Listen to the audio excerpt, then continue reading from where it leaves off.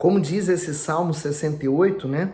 Ele é pai de órfãos e juiz de viúvas. Porque naquele tempo, o órfão era uma questão muito dolorida, né? Perder os pais, perdia-se tudo. Viúvas, a mesma coisa. Perdia o marido, ela perdia o chão. Mas ele, Deus, ele é o pai dos órfãos e juiz das viúvas. É isso que ele quer ser para você, seu pai e juiz. Quem mexer com você, mexe com ele também. Hoje, Salmo 68, como eu falei, vamos meditar nele, extrair dele o que Deus tem para falar conosco. Diz assim: levante-se, Deus, e sejam dissipados os seus inimigos. Quer dizer, já não era somente dele, mas também de Deus. Fugirão de diante dele os que o odeiam. O comentário do bispo diz: levante-se, Deus. Davi vivia cercado de inimigos, por isso tinha a oração como arma de proteção e ataque. Seu pedido era para que Deus se levantasse e dissipasse os inimigos. Isso lembrava a marcha dos israelitas no deserto com a Arca da Aliança, pois ela simbolizava o Senhor dos Exércitos de pé para derrotar todos os inimigos do povo. Da mesma forma, os nascidos de Deus enfrentam lutas, perseguições e ódio frequentemente, mas eles têm a soberania e o poder do Altíssimo como seus grandes aliados. Portanto, quem odeia você, odeia o Senhor. Por isso, essa pessoa deve se preparar, pois um dia irá enfrentá-lo. Por isso nós nos guardamos, né? Nos mantemos fiéis a Deus até o fim. O 2. Como se impele a fumaça, assim tu os impeles. Assim como a cera se derrete diante do fogo, assim pereçam os ímpios diante de Deus. Então, quer dizer, os inimigos eles eram comparados como uma fumaça. Eles aparecem, mas desaparecem. Como a cera, que ela diante do fogo, o fogo é mais forte do que a cera, faz a cera ser derretida. Assim são os problemas, os inimigos, assim é o diabo, né? Quando nós usamos a fé, nos acendemos. E nós somos como essa chama acesa que derrete os nossos inimigos. O 3. Mas alegrem-se os justos e se regozijem na presença de Deus e folguem de alegria. Cantai a Deus, cantai louvores ao seu nome. Louvai aqueles que vai montados sobre os céus, pois o seu nome é Senhor, e exultai diante dele. Quer dizer, mesmo em meio àqueles problemas, ele encontrava tempo e também um coração limpo para poder adorar e glorificar a Deus. Aí ele diz o 5, pai de órfãos e juiz de viúvas, é Deus no seu lugar santo. E aí o bispo comenta assim, ó, pai juiz. Deus se apresenta como pai defensor dos fracos e desamparados, como os órfãos e as viúvas. Suas características superam infinitamente as de um pai terreno que ama, cuida, disciplina e se compadece. Infelizmente, embora o Senhor esteja sempre presente, tem sido impedido de agir, pois sua voz tem sido amplamente desprezada. Para se beneficiar dos seus cuidados, é essencial se submeter à sua autoridade de pai. Que forte, né? Quer dizer, pai juiz, ele é para nós. O 6. Deus faz que o solitário viva em família. Liberta aquele que estão presos em grilhões, mas os rebeldes habita em terra seca. Então, olha a promessa de Deus aqui para aquele que está só, né? Faz com que ele viva em família. Creia nela e Deus vai manifestar essa promessa na sua vida. O comentário do bispo diz o seguinte, o solitário. Na sociedade israelita, uma pessoa sem família e sem descendentes era vista como desfavorecida e infeliz. Ao criar o homem, próprio Deus viu o quanto a solidão era prejudicial a ele. Por isso, o presenteou com uma companheira, mas por si mesmo, o ser humano não alcança a realização do sonho familiar.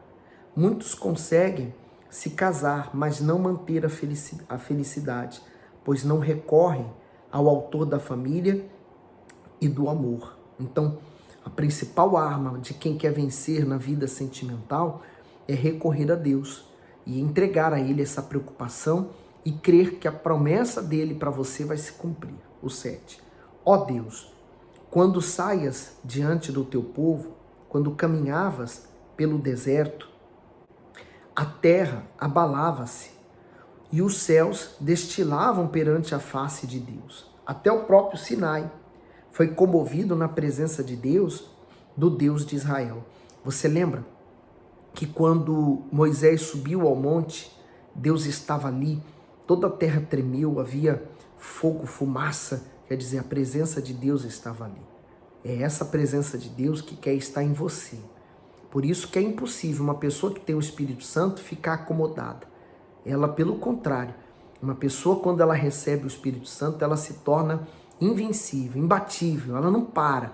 Ela é como a água que jorra do chão, né? Ela brota do chão, ela não para. Por mais que tente parar uma corrente de água, né? Uma fonte de água, é impossível. O comentário do bispo diz assim, ó, Davi exalta o glorioso cuidado que Deus teve com os filhos de Israel no Êxodo, durante a travessia do deserto até a terra prometida.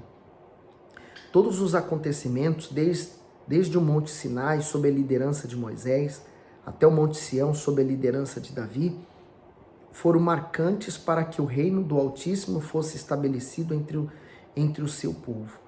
E aí, continuando, ele diz no 9, Tu, ó Deus, mandaste a chuva em abundância, confortaste a tua herança quando estava cansada. Nela habitava o teu rebanho. Tu, ó Deus, fizeste provisão da tua bondade para o pobre. O Senhor deu a palavra. Grande era o exército dos que anunciavam as boas novas. Forte, né? Quer dizer, Deus sustentando, Deus protegendo, Deus guardando, Deus dando a palavra que motiva ali no meio do deserto, quer dizer, no meio do nada. No 12. Reis de exércitos fugiram à pressa, e aquela que ficava em casa repartia os despojos. Ainda que vos tenhais deitado sobre redis, contudo sereis como as asas de uma pomba, cobertas de prata, e as suas penas de ouro amarelo. Quando o Onipotente ali espalhou os reis, foi como a neve em Salmão. O monte de Deus é como o monte de Bazã, um monte elevado como o monte de Bazã. Por que saltais, ó monte elevados? Este é o monte que Deus desejou para a sua habitação, e o Senhor habitará nele eternamente. Quer dizer, ele fala assim, poxa, os outros montes até sentiram ciúmes, né, inveja, porque que Deus desceu só no Monte Sinai. Assim é você. Imagine, de tantos bilhões de pessoas no mundo inteiro, Deus foi escolher justamente você, chamando você para sua casa, agora falando para você da sua palavra, iluminando a sua mente com as palavras dele e mais, fazendo com que você o conheça e o receba na sua plenitude. É muito glorioso. E aí ele diz assim, 17, os carros de Deus são 20 milhares, milhares de milhares. O Senhor está entre eles, como em Sinai, no lugar santo. Tu subiste ao alto, levaste cativo o cativeiro, recebeste dons para os homens e até para os rebeldes, para que o Senhor Deus habitasse entre eles. O comentário diz assim, levaste o cativo e o cativeiro. Essa é uma referência profética ao Senhor Jesus, que cumpriu sua missão ao morrer, ressuscitar e subir aos céus, levando o cárcere que aprisionava a humanidade. Efésios 4:8, que diz, por isso diz, subindo ao alto, levou cativo o cativeiro e deu dons aos homens. Ele venceu o diabo e conquistou a liberdade das pessoas escravizadas pelo mal. Porém, por não conhecerem a verdade, João 8,32, vamos conferir. E conhecereis a verdade, e a verdade vos libertará.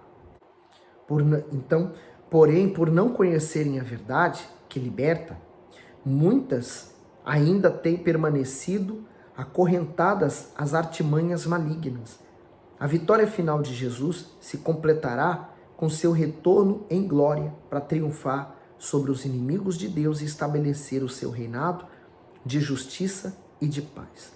Por isso você não pode aceitar que na sua vida permaneça um espírito imundo dominando. Quando você tem o próprio Senhor Jesus que pode lutar por você para te abençoar e libertar de todo o mal. O 19.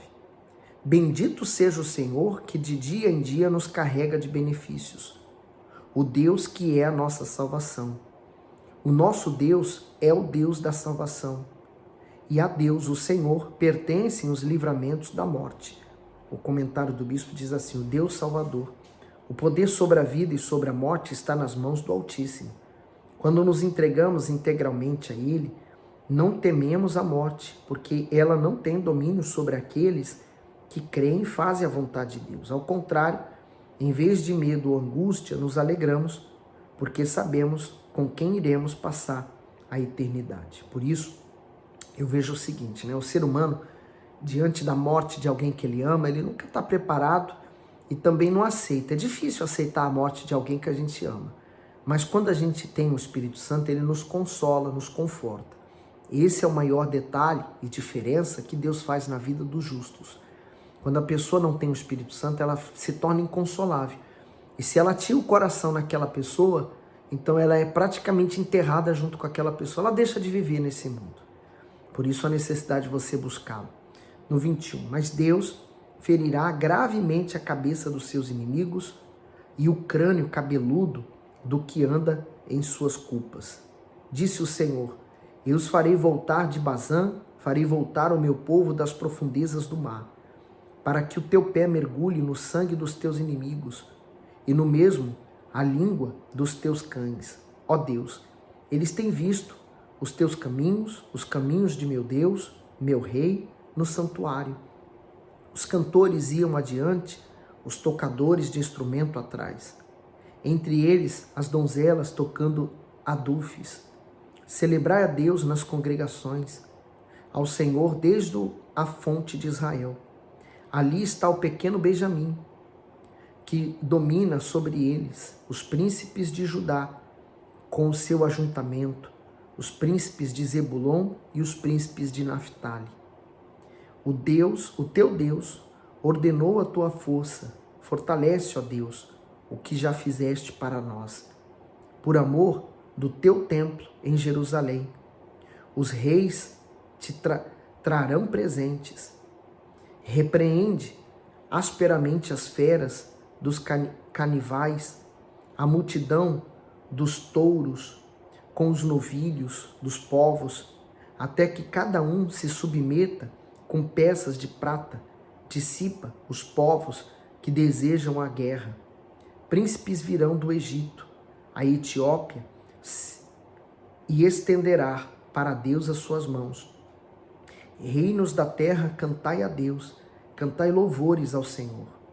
Aquele que vai montado sobre os céus dos céus, que existiam desde a antiguidade, eis que envia a sua voz, dá um brado veemente, atribui a Deus fortaleza, a sua excelência está sobre Israel e a sua fortaleza nas mais altas nuvens. Ó Deus, tu és tremendo, desde os teus santuários. O Deus de Israel é o que dá força e poder ao seu povo. Bendito seja Deus. Então, esse é o Salmo 68, e de uma das coisas que eu percebo daqui, né, quando nós falamos dos feitos de Deus, né, do que Ele fez no passado, o quanto poderoso Ele foi para livrar o povo, a gente entende que no presente eu preciso confiar ainda mais em Deus.